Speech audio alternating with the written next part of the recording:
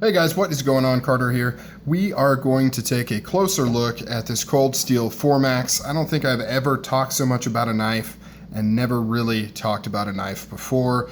My last two videos on this, I did point out a few things here and there that I found interesting and that I liked, things like that. But I haven't really gone through it top to bottom and done a full look at this thing.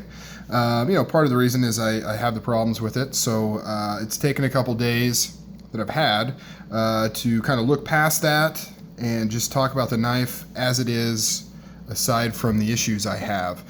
Still waiting to see how that's going to resolve, but I got my hopes up high. I think everything's going to be fine. So let's dive into what we have here. Now I'm going to speak about this as though you know nothing about this project, you know nothing about what Cold Steel's doing here, things like that. And I'm not that well versed on Cold Steel history myself, so maybe you guys can fill me in on that. But this is the first production Cold Steel USA made knife in a long time. Possibly ever. If anybody can confirm if they've done a US made knife before. I believe I've heard that way back when they used to have operations here before they outsourced to Taiwan. I know within the past 5 years, I believe they have done a premium line of knives, but those were all made overseas as well. They were just a little nicer and more expensive. That project did not go over very well, and they kind of stuck to their regular lower-end production knives made in Taiwan for a long time with the Aus-8 steel, until recently when they decided to delve back into the higher-end market by not only upgrading the steel on their standard production knives, but also starting a new premium line, of which this is the very first model. So this is the Cold Steel 4max. It is also notable because this is a direct, I don't want to say copy, this is a direct mid-tech version of Andrew Demko's 4max knife. So he has a custom knife called the 4max, and it is basically this. For those that don't know, Andrew Demko is the lead designer at Cold Steel. He joined on a number of years ago. Probably his biggest contribution that people recognize is he is the inventor of the triad lock right here. And that has caused some problems with his production knives, his custom knives, because there is a contract in place. I have heard of this, but I never confirmed it until recently. There is, in fact, a contract in place where he's limited to the number of knives he can make out of his custom shop that feature the triad lock.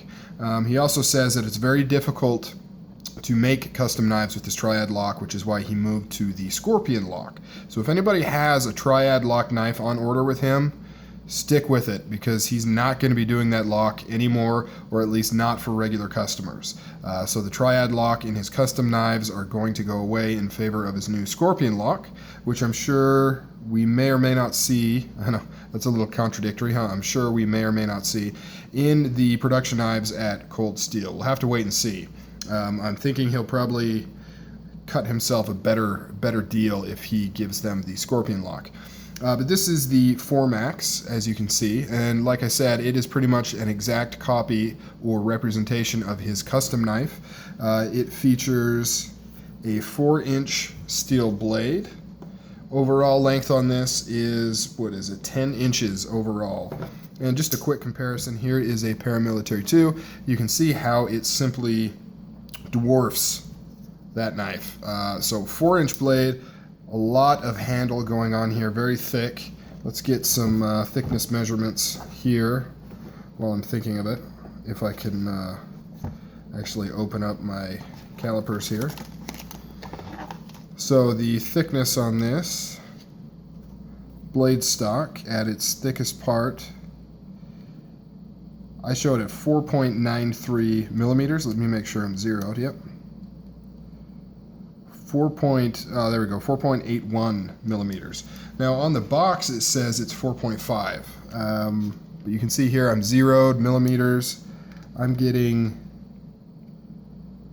thicker, 4.8, which, to me it seems like this is thicker than 4.5. I said that the first time I looked at it. I didn't think this was 4.5. So I'm getting quite a bit thicker measurement than what they have listed on the box. The steel on this is an awesome CPM 20 CV ultra premium steel, especially in a big thick slag of metal like this.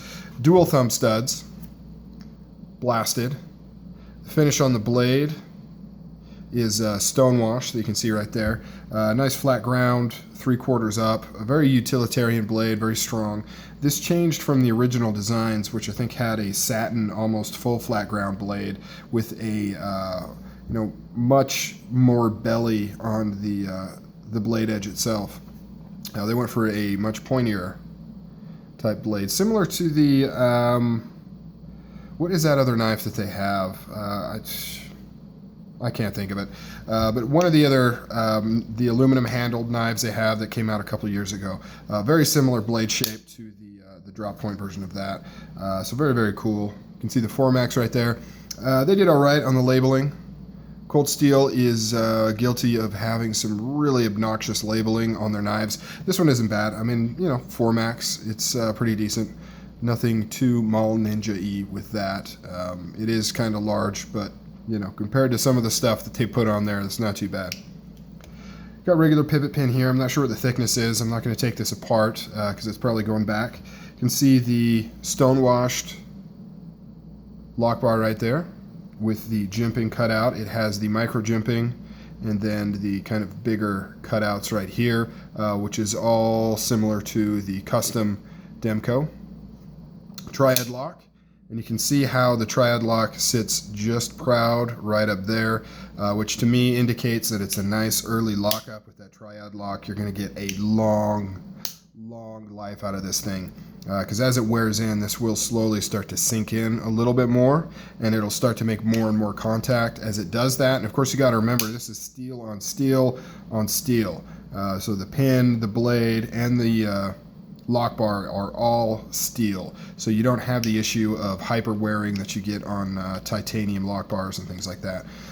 Very easy to engage. I mentioned that before. I mean, relatively speaking, obviously it's a very stout spring, but compared to some production cold steels that are very difficult to unlock, this one is nowhere near that. It's also not as easy as some of the other ones, like this Raja 3 right here. Probably the easiest to disengage that I personally have handled on the cold steels. And I think it's just, the way everything is tuned in terms of the length of the lock bar right here and where it pivots and things like that. This is probably the easiest to disengage I've ever felt. But this fits kind of right in the middle between the harder ones and then something like this. So really nice smooth action. And of course the lockup is bank vault. I mean, no wiggle. You're not moving this thing at all, left, right. I mean, you could pry on this thing all day. You are not getting any movement out of this blade. You can see how thick that tip is right there. I mean, when I see this, what I think of is Strider SMF with a lockback. I mean, it is super stout. And sorry for the pause right there. As soon as I said Strider SMF, I kind of got a little sentimental for this and am questioning if I'm sending it back or not. Still not 100% decided what I'm going to do with this because I do like it. I do. I really do. Anyway, so moving on. Very nice. One of the cool things about this style is you don't really have a detent to talk about per se. The lock bar is what holds the blade in the closed position, as well as what provides all the tension and locks the knife up. There's not, anything to speak of there. You can see slightly off-centered, like I mentioned before. This has contoured, blasted Desert G10, although it's got a very gray type look to it. It's listed as Desert Tan, I believe. Yeah, listed as Desert Tan, and that's, I know, what Andrew likes to use on these. But to me, it doesn't look Desert Tan to me.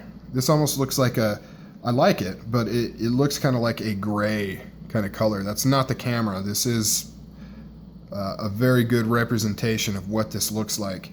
And it could just be I haven't seen Desert Tan in a while, or maybe it has something to do with the steel. I'm not sure, but it doesn't look Desert Tan to me. Kind of has a grayish type color, maybe a light Desert Tan, grayish type thing going on. Titanium scales in here, which add to the weight. This thing is very heavy. Let's get a weight while I think about it.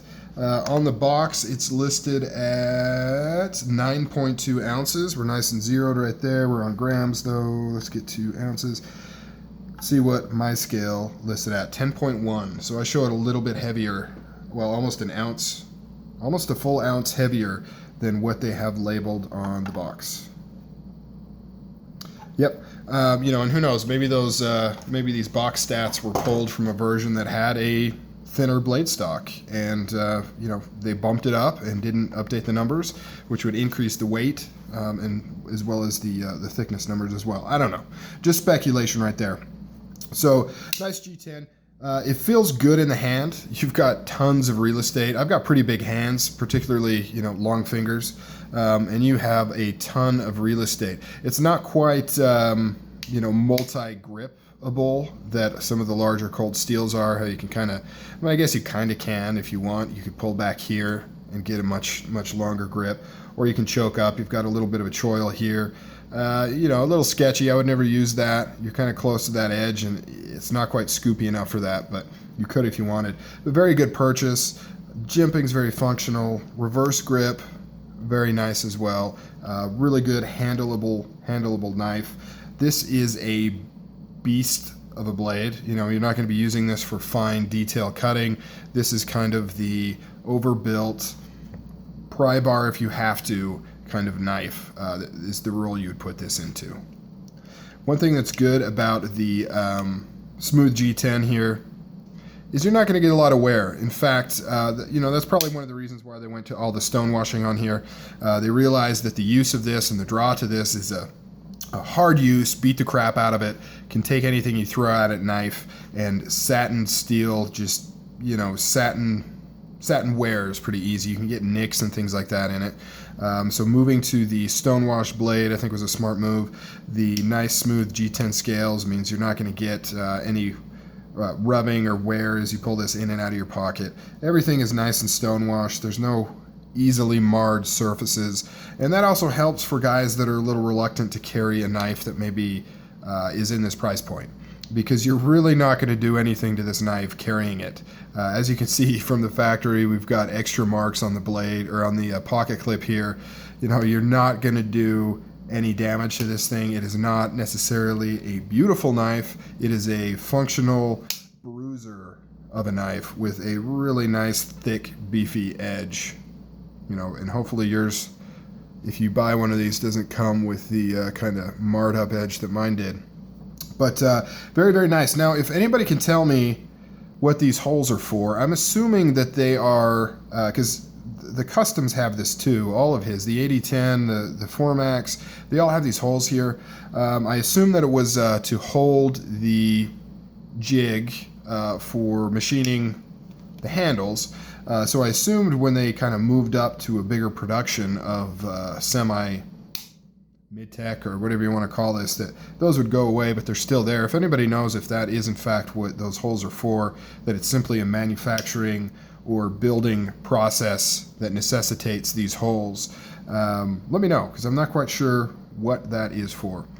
So moving back here, we've got titanium back here. I believe that this is all titanium on this back piece right there. You can see a slight color variation, which makes me think that this is in fact all titanium backspacer. And I know he likes to do that on his custom knives. Titanium pocket clip. I don't love this pocket clip, guys. I like the look of it, but you can see it doesn't raise up that much, and the retention on this thing is ridiculous. I cannot bend it with my finger. Very difficult to get it over the lip on your pants. If it just had, and I'm fine with strong retention. That's a feature. Not everybody's going to like that, but some people are, where they get this in their pocket and it's going to stay. But I would have liked to have seen a little bit higher rise on that clip right there, because that is just not enough meat to get your pocket lip up under there so you can give it some force and pop it in. So it is kind of a chore to pull in and out of the pocket. Obviously, I'm not going to mess with bending anything, as this knife is probably going back. But yeah, that's kind of a bummer. And just overall, it's just kind of too flat. you can see how flat that is. The bends are very minor in this pocket clip. So the retention on this thing, you can see I can't get it to budge at all. So yeah, I wish the pocket clip was a little bit different. Either thinner steel so it had more spring, better bends, a couple of different ways you could approach it. It looks to be reversible.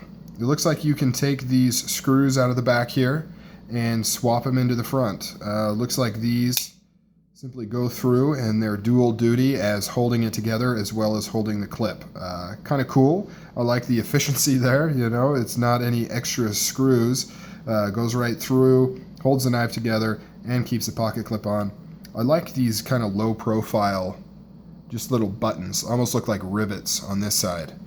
If I were to keep this, I may actually contemplate swapping those out to this side, the presentation side, because I like the look of the rivet kind of looking thing there. And going back to some of the attention to detail, like I said, it's not a pretty knife, but you can see how everything's nice and blasted. The thumb studs, the main pivot right there, all the pins, the triad lock pin, the screw heads, everything is blasted, and it all fits really well with kind of, what this knife is trying to be and what it's trying to represent.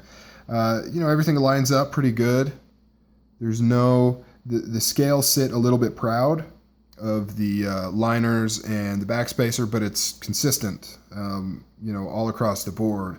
For me, the only time that it bugs me when things don't sit flush is when it's just on a piece. If it doesn't fit flush on just one of the scales or only over here, as long as it's a consistent feel, I think it's fine that it doesn't. There's no gaps or anything. Everything fits nice and tight. Overall, very well done. I'm not sure what the spacers are on here. It looks to be phosphor bronze, but whatever they are, they're really small. You can't, they don't actually poke out even inside of that triad lock channel right there. Man, I love this lock. Talk about a strong freaking lock.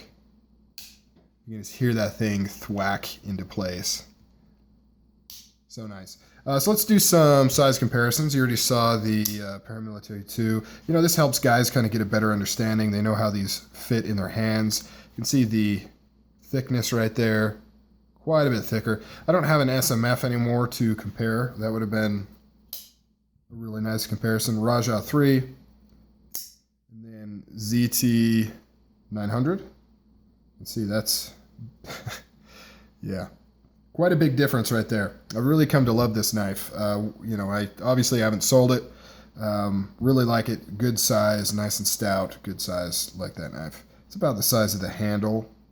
Just about, maybe a little bit larger than, just a little bit larger than the handle there. So that's it, guys. Just a closer look at the 4MAX. I don't think there's really any videos out on YouTube talking about it in depth, what it feels like, some of the stats, usability, things like that.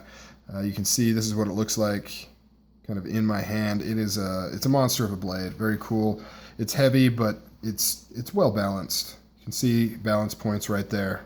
Yeah, it's not top heavy. It's not handle heavy. Really good balance on this. Really, it feels good in the hand. Even though it's really large, it feels really good in the hand. All right, guys, that's it. In case you're contemplating buying one of these, like I mentioned, I still firmly believe that it is a good price point for this knife. You got to remember, this is going for about $350. Right now, it's still pre-orders only. They're fulfilling all the pre-orders. I don't think there's any retailers that you can just go and add to cart right now. So out the gate, the MSRP was $599, which a lot of people were freaking out about. But of course, most people are like, yeah, that's the MSRP. It's not going to actually sell for that. So the out the gate price is $350. So I'm imagining, I don't know what the future holds for this knife. I don't know how many they're planning to do. I don't know if this is limited edition. Cold Steel is really terrible about that, probably because they don't know themselves. A lot of the colors that came out, the OD green and the brown on the Recons and stuff, nobody has a clue if that's limited. Are they going to keep doing that? How many did they make? So it's all kind of up in the air. Same with this. So depending on how that works out, is supply going to meet demand? Things like that. I could see this going, into the $275, $300 range once things settle down, once these are more available. But like I said, I don't know if that's going to be the case. I don't know if they're, I don't know how many they're planning to make. I don't know if they're going to stick to how many they plan to make, if this is kind of more expensive than they thought and they kind of just made it because they said they were going to, and then it's going to disappear. This could be some rare collectible type thing if Cold Steel pulls back again and doesn't do any more premium line stuff, or if it's super successful and they make a lot of money. This may be available, all day, every day of the week, and you'll see these pop up on eBay for $250 or something. So out the gate, $350. I think that's a fair price. It's high, but that's what you pay for a brand new kind of knife like this, especially one that signifies a return to U.S. manufacturing for a company that's been outsourcing, and such a good representation of custom makers' work, especially a unique one like Andrew Demko. So I stand firmly behind the price, especially with the premium steel it has here, all the titanium components, everything that goes into this knife. I still think it's a fair price, even though I got kind of a bum one, and I'm not sure if I'm going to keep it.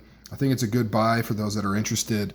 Definitely take a look at it if you want a giant, beefy, super overbuilt, lockable knife. One more little mini rant. So, the big joke with the overbuilt knives is the frame locks, at least, is it's only as strong as its weakest link. You build these giant, thick blades, overbuilt, right? Quote, overbuilt. It's got these big, thick titanium lock bar slabs, but then this little tiny cutout, and that's where it fails. It either fails on the cutout, or more commonly, it fails on the actual lock where the surfaces meet. One will slip, buckle, titanium will peen, change shape, mushroom, stuff like that.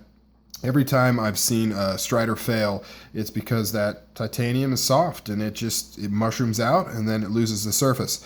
So if you really, truly are into the overbuilt, can take anything, folding fixed blade type thing, this is the closest you're ever going to get, in my opinion. This lock, in terms of a folding fixed blade, this is it, guys. This lock is the only thing that's going to get you there. No liner lock or frame lock is ever going to get you there. Now, whether or not you want to be there is an entirely different question. I'm simply saying, if that is your goal, to have the ultimate tough guy, throw anything at it, can take anything, this is the knife for you. All right, guys, that's it. I'm out. I've talked way too long. Later.